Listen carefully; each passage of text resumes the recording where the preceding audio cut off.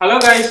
ரீசெண்டா NEET MBS 2025 முடிஞ்சிருக்கு and அதோட ரிசல்ட்ஸ் அண்ட் ரேங்க் லிஸ்ட் வந்திருக்கும். உங்கள பல பேருக்கு நீங்க எதிர்பார்த்த ரேங்க்ஸ் வந்திருக்கலாம், ஒரு சிலருக்கு அந்த ரேங்க் வராம இருக்கலாம். பட் எனிவேஸ் நீங்க கவுன்சிலிங் அப்ளை பண்ண போறீங்க அண்ட் கவுன்சிலிங்ல யூஸ்வலா பாத்தீங்கன்னா கிளினிக்கல்ஸ்க்கும் நான் கிளினிக்கல்ஸ்க்கும் கம்பேர் பண்ணும்போது கிளினிக்கல் சீட்ஸ் வந்து அதிகமா ஃபில் ஆகுது சார். ஸோ அதுல ஒரு சில டவுட்ஸ் பத்தி தான் உங்ககிட்ட நான் இன்னைக்கு டிஸ்கஸ் பண்ண வந்திருக்கேன். நீங்க ஒரு எண்டோடான்டிஸ்டா இருக்கிறதுனால I am going to take you into endodontics. Students வந்து கிளினிக்கல்ஸ்ல எண்டோடான்டிக்ஸ் எடுக்கலாமா, அது ப்ரெஃபரன்ஸ் கொடுக்கலாமா அப்படின்றதுக்கான உங்களோட ஒப்பீனியன் என்ன சார்? ஓகே, கவுன்சிலிங்ல யூஸ்வலா பாத்தீங்கன்னா ஃபர்ஸ்ட் ப்ரிஃபரன்ஸ் வந்து ஸ்டூடெண்ட்ஸ் வந்து ரெண்டு டிபார்ட்மெண்ட் கொடுப்பாங்க. ஒன்னு எண்டோ டிபார்ட்மெண்ட், இன்னொன்னு ஆர்த்தோ டிபார்ட்மெண்ட். ஸோ வருஷம் இது வந்து இருக்கும் ஆக்சுவலா. அதுக்கப்புறம் அந்த தேர்ட் டிபார்ட்மெண்ட் வேணா சேஞ்ச் ஆகும். ஒவ்வொரு வருஷமும் சில டைம் சர்ஜரி இருக்கும், சம்டைம்ஸ் ப்ராஸ்தோ இருக்கும், சில டைம் பீடோ கூட இருக்கலாம். பட் ஆனா எண்டோ ஆர்த்தோ எவர் கிரீன் டிபார்ட்மெண்ட் ஆக்சுவலா நீங்க தாராளமா எடுக்கலாம். செகண்ட் கொஸ்டின் அடுத்ததா ஒரு சில டவுட்ஸ் இருக்கு சார். அதுல வந்து யூஸ்வலா செலக்ட் பண்ணுவாங்க. இப்போ கவுன்சிலிங்ல ஸ்டூடெண்ட்ஸ் வந்து சாய்ஸ் ஃபில் பண்ணுவாங்க. அதுல எந்த காலேஜ் செலக்ட் பண்ணலாம், லைக் கவர்மெண்ட் காலேஜா இல்ல டீம்ட் யூனிவர்சிட்டியா இல்ல பிரைவேட் டென்டல் காலேஜஸா? இதை பத்தி உங்களோட கருத்து என்ன? எண்டோடான்டிக்ஸ் அதை பத்தி தான் நான் கேட்கிறேன். Okay, sure Ranjith. ரஞ்சித், இதுல வந்து மொத்தம் 3 காலேஜ் கேட்டிருக்கீங்க. ஒன்னு கவர்மெண்ட் காலேஜா இல்ல டீம்டு யூனிவர்சிட்டியா இல்ல பிரைவேட் காலேஜான்னு கேட்டு. ஸோ என்னோட ப்ரிஃபரன்ஸ் ஆர்டர் நான் சொல்றேன். ஆப்வியஸா government college, second option deemed university endo பொறுத்த வரைக்கும், and many clinical department. Okay, நான் யூஸ்வலா டீம்டுக்கு ப்ரிஃபரன்ஸ் கொடுப்பேன் செல்ஃப் ஃபைனான்சிங்கை விட. தேர்ட் ப்ரிஃபரன்ஸ் வந்து செல்ஃப் ஃபைனான்சிங் காலேஜ் ஆக்சுவலா. ஸோ இதுக்கு என்ன ரீசன் அப்படின்னா, யூஸ்வலா நிறைய கேசஸ் பண்ணணும். ஓகே, யூஸ்வலா நம்ம எம்டிஎஸ் படிக்கிறதே வந்து master in dental surgery. So நீங்க நிறைய கேசஸ் பண்ண you become an expert in that particular field. அப்ப எங்க நிறைய கேசஸ் இருக்கும் அப்படின்னு பாத்தீங்கன்னா, ஆப்வியஸா கவர்மெண்ட் காலேஜ்ல நிறைய கேசஸ் இருக்கும். ஸோ நீங்க முடிச்சுட்டு வரப்ப உங்களுக்கு ஒரு நல்ல ஹேண்ட் ஸ்கில் இருக்கும் ஆக்சுவலா. பட் இந்த இடத்துல ஒரு சின்ன டிஸ்க்ளைமர் கூட சொல்லிக்கலாம். ஆக்சுவலா எண்டோவை பொறுத்த வரைக்கும் யூஸ்வலா மோஸ்ட்லி வந்து பாத்தீங்கன்னா செல்ஃப் ஃபைனான்சிங் காலேஜ்ல டீம்டு யூனிவர்சிட்டியில எல்லாத்துலயுமே கேசஸ் இருக்கும் மோஸ்ட்லி. ஓகே, மற்ற டிபார்ட்மெண்ட்ல வேணா கேசஸ் கொஞ்சம் முன்னப்பின இருக்கலாம். பட் எண்டோ பொறுத்த வரைக்கும் நிறைய கேசஸ் எப்பயுமே இருக்கும் ஆக்சுவலா.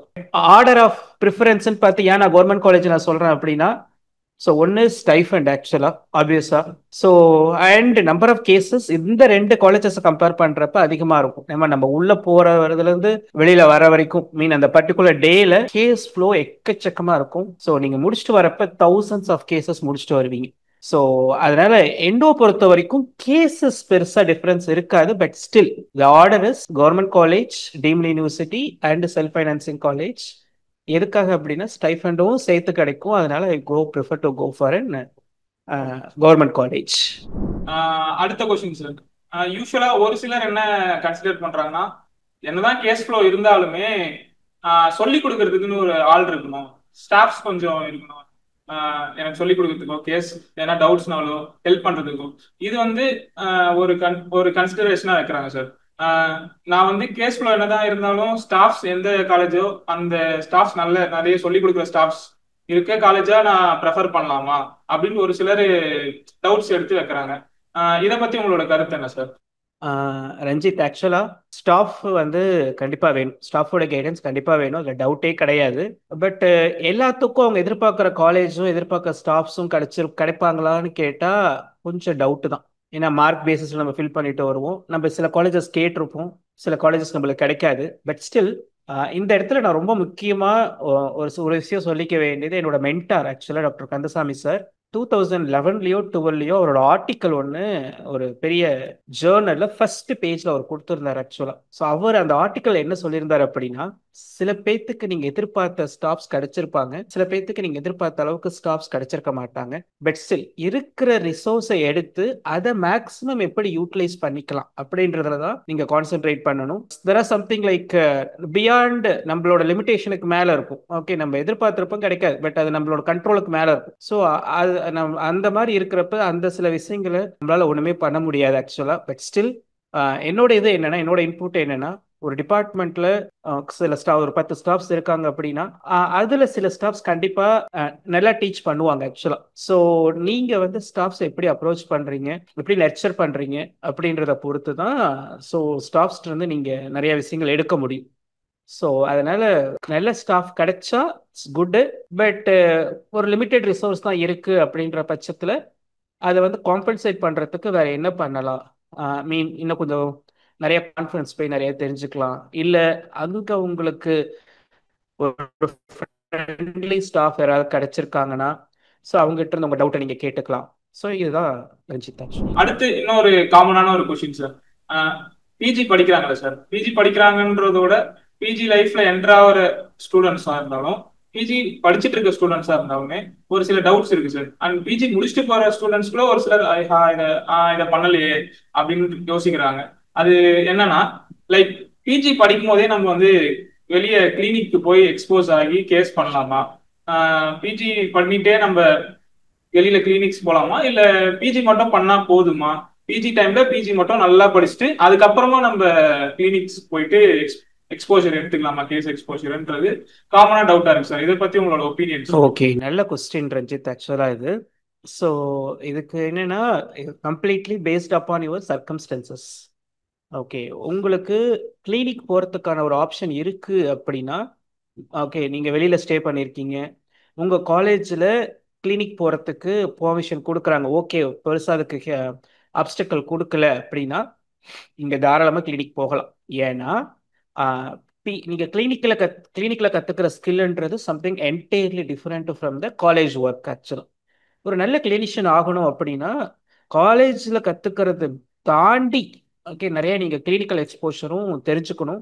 ஏன்னா நீங்கள் தேர்ட் இயர் பிஜி முடிக்கிறப்ப கிளினிக் ஸ்டார்ட் பண்ண போகிறீங்க. அப்போ பேஷண்ட்டை எப்படி பேசணும் கிளினிக்கில், ஓகே ஆப்வியஸாக காலேஜில் பேசுவீங்க, பட் கிளினிக்கில் எப்படி பேசணும், எந்தெந்த மெட்டீரியல்ஸ் வந்து கிளினிக்கில் யூஸ் பண்ணுறாங்க, எந்த மெட்டீரியல்ஸ் வந்து பெஸ்ட் மெட்டீரியல், ஸோ அண்ட் என்னென்ன காம்ப்ளிகேஷன் வந்து எப்படி மேனேஜ் பண்ணுறது, எப்படி பேஷண்ட்டை பேசுறது, ஸோ அண்ட் ஃபைனான்ஸ் ரிலேட்டட், இது எல்லாமே உங்களுக்கு கிளினிக்கல் எக்ஸ்போஷர் தான் சொல்லிக் கொடுக்கும். ஸோ அதனால ஒரு சர்க்கம்ஸ்டன்சஸ் உங்களுக்கு ஒரு ஆப்பர்ச்சுனிட்டி இருக்கு அப்படின்னா better you can go with a maintaining PG and clinical life both ஆக்சுவலாக. So starting from your first year onwards you can start go for the clinics. Okay, but ஒரு first year யூஸ்வலாக exam இருக்குது, basic science exam இருக்குது, அதில் ஒரு 2 to 3 months கூட ஒரு சின்ன பிரேக் எடுத்துக்கலாம், எடுத்துகிட்டு பேசிக் சயின்ஸ் எக்ஸாமுக்காக ப்ரிப்பேர் பண்ணலாம். Okay, and second year go ahead, திருப்பி கிளினிக் போகலாம். தேர்ட் இயரில் எனக்கு தெரிஞ்ச எண்டோ பேஜஸ் நிறைய பேர் கன்சல்டேஷனை ஸ்டார்ட் பண்ணிடுவாங்க. ஓகே, அண்ட் சில காலேஜஸில் அதுக்கு இதெல்லாம் இருக்குது ஆக்சுவலாக பிளாக்லாம் இருக்குது, இப்போ வெளியில் கன்சல்டேஷன் போகக்கூடாதுன்னு சொல்லிட்டு. பட் இப்போ நிறைய காலேஜஸில் அதெல்லாம் அலோவ் பண்ணுறாங்க. ஆக்சுவலாக கன்சல்டேஷன் நீங்கள் போகலாம், உங்களுக்கு நல்ல ஸ்கில் இருக்குது, உங்களுக்கு நல்ல கான்ஃபிடன்ஸ் இருக்குன்னா நீங்கள் கன்சல்டேஷன் தேர்ட் இயரில் நீங்கள் ஸ்டார்ட் பண்ணலாம். அண்ட் மேக் ஷூர் உங்களோட ஃபைனல் எக்ஸாமுக்கு 6 monthsக்கு முன்னால டேக் கம்ப்ளீட் பிரேக். ஓகே, ஏன் இந்த பிரேக் வேணும் அப்படின்னா இந்த லாஸ்ட் 6 months வந்து தியரி நல்லா செம்ம ஸ்ட்ராங்காக நீங்கள் ப்ரிப்பேர் பண்ணணும். ஆக்சுவலாக நிறைய ஆர்டிகல்ஸ்லாம் நீங்கள் படிக்கிற மாதிரி இருக்கும். அண்டு ஸோ எனக்கு தெரிஞ்சு இந்த ஒரு லாஸ்ட் ஒரு 6 months ஆஃப் ப்ரிப்பரேஷன் ஒரு நல்ல ஃபோக்கஸ்டு தியரி ப்ரிப்பரேஷன் உங்களுக்கு ஒரு நல்ல நாலேஜும் கொடுக்கும், அண்ட் உங்களுக்கு ஒரு நல்ல கிளினிக்கல் எக்ஸ்போஷரும் நீங்கள் ஏர்ன் பண்ணியிருப்பீங்க. ஸோ முடிக்கிறப்ப உங்களுக்கு ஒரு நல்ல கான்ஃபிடன்ஸ் இருக்கும் கிளினிக் ஸ்டார்ட் பண்ணுறதுக்கு. அதனால என்னோட சஜஷன் இது. அண்ட் இதெல்லாமே உங்களோட சர்க்கம்ஸ்டன்சஸ், அதாவது காலேஜோட இதை பொறுத்தோ இல்லை நீங்கள் எங்கே ஸ்டே பண்ணியிருக்கீங்கன்றதை பொறுத்தோ சேஞ்ச் ஆகும், but you should decide based upon. Okay sir, next வந்து ஒரு காமனான டவுட் சார். இப்போ ஒருத்தர் வந்து தேர்ட் இயர் எண்டோ முடிக்கிறாங்கன்னா அவங்க வந்து முடிச்சதுக்கு அப்புறம் கிளினிக் ஸ்டார்ட் பண்ணலாமா, இல்ல காலேஜஸ்ல போய் இந்த அகாடமிக் டிபார்ட்மெண்ட்ஸ்ல அப்படி அங்க ஒர்க் பண்ணலாமா, இல்ல ஒரு கன்சல்டன்டா ஒர்க் பண்ணலாமா?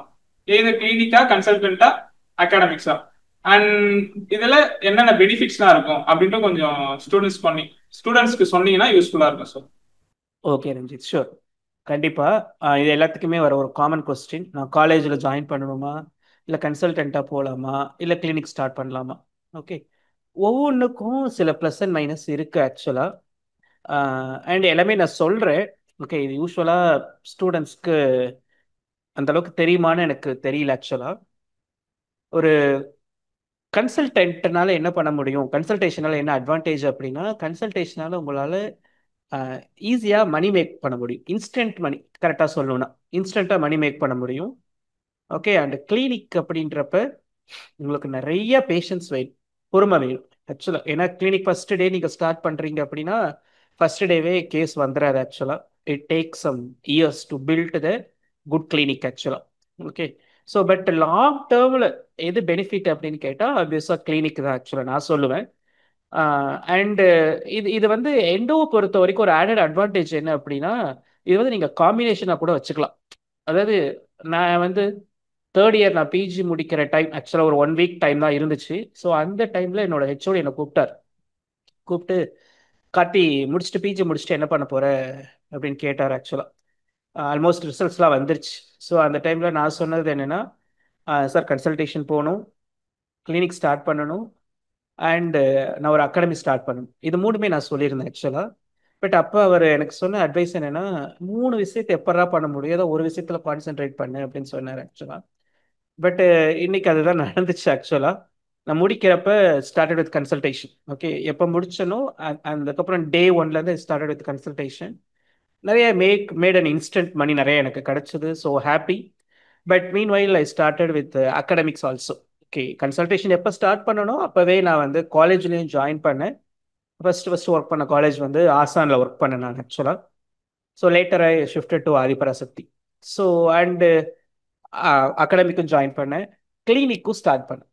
ஓகே, கிளினிக் ஸ்டார்ட் பண்ணேன். கிளினிக்லாம் பார்த்துட்டு மயிலாப்பூர் போயிட்டு ஒரு நல்ல ஒரு கமர்ஷியல் ஏரியா, ஓகே, பார்க் பக்கத்தில் 24 ஹவர்ஸ் மெடிக்கல்ஸு, நான் ஒரு பெரிய ஹாஸ்பிட்டல் அது பக்கத்தில் ஒரு நல்ல ப்ராமினென்ட் ஏரியா. அங்கே போயிட்டு நான் கிளினிக் ஸ்டார்ட் பண்ணுறதுக்கு பேலாம் பண்ணிவிட்டு ஆக்சுவலாக அட்வான்ஸ்லாம் கொடுத்துட்டு இந்த மந்த்லேருந்து நான் வரேன்னு சொல்லிட்டேன் ஆக்சுவலாக. பட் என்னால் ட்ராவல் பண்ண முடியல.